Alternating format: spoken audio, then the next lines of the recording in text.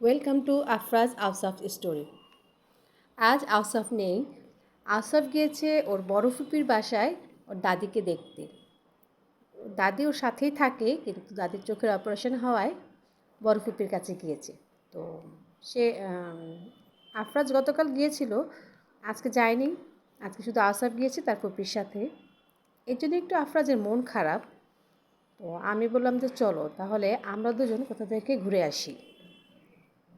ও সবচেয়ে পছন্দের আমাদের কাছাকাছি বাড়ির সেটা হচ্ছে এই জায়গাটার খুব পছন্দের। বললো যে মা আমি এই পার্কেই যাব। এখানে বাচ্চাদের কিছু রাইড আছে যেটা ও খুব পছন্দ করে।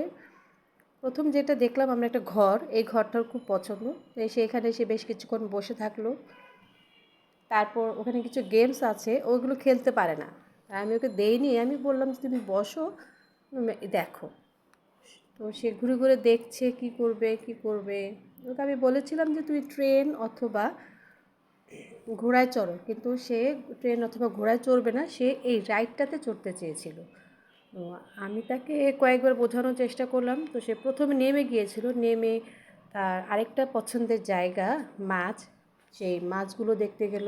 খুব কালারফুল মাছ, এটা সে খুব পছন্দ করে সবসময় ছোটোবেলা থেকেই। সে দাঁড়িয়ে দাঁড়িয়ে দেখছে, আমাকেও বলছে মা দেখো কত সুন্দর সুন্দর মাছ। মাছটা কী করছে সে সেটা আবার অভিনয় করেও আমাকে দেখাচ্ছে। সে বেশ কিছুক্ষণ মাছের সাথে খেলাধুলা করছে ওখানে দাঁড়িয়ে দাঁড়িয়ে, আমি দেখছি।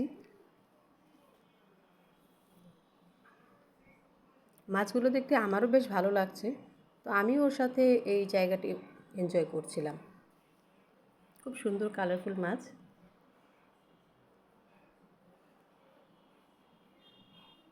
তার মাছ দেখা প্রায় শেষ, এখন সে গেল গেমস খেলার জন্য। এই গেমসগুলো পারে না, তো শুধু এভাবেও ভিডিও করার জন্য আমি বললাম যে তুমি দাঁড়িয়ে দাঁড়িয়ে দেখো। সে ওখানে গুলি করার চেষ্টা করছে, স্ক্রিনে যদিও কিছু নেই, গুলি করার চেষ্টা করছে। আমাকে বলছে যে কীভাবে খেলতে হয়। তারপর সে আরেকটা গেমসে আসলো, ওখানে এসে সে গাড়িটা চালানোর চেষ্টা করছে, খুব স্পিডে গাড়িটা চলছে, অ্যাক্সিডেন্ট করছে, ডানে যাচ্ছে বামে যাচ্ছে। আমি বললাম যে তুমি এটা পারবে না, এখান থেকে উঠে আসো।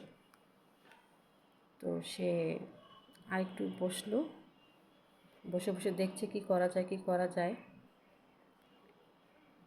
এখন তার কাছে মনে হচ্ছে যে ওটা চালু হয়ে গেছে। আমি বললাম যে ঠিক আছে চলে আসো। তো সে ফাইনালি যেটা বললাম যে সে এটাতেই উঠবে, বাম্পার কারে উঠবে। আমি নিষেধ করেছিলাম যে বাবা তুমি এটা পারবে না।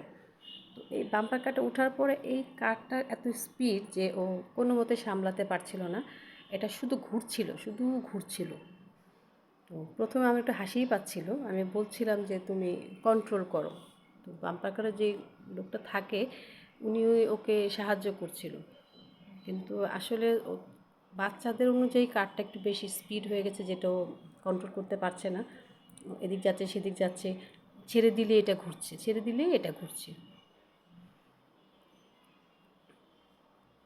আমি আবার বারবার বলছি দেখো সাবধান, ধাক্কা খেও না। এটা বারবার এদিকে ধাক্কা খাচ্ছে ওইদিকে ধাক্কা খাচ্ছে। আমার একটু ভয় লাগছিল যে ও আবার নাকি পড়ে যায়। আমি বলছিলাম তুমি সাবধানে ধরে রাখো, এটাকে ঘোরাও না, তুমি শক্ত করে ধরে রাখো, এটা থামবে। সেটাকে ঘোরাচ্ছে, ডানে বামে ঘুরাইলেই এটা ঘুরতে থাকে।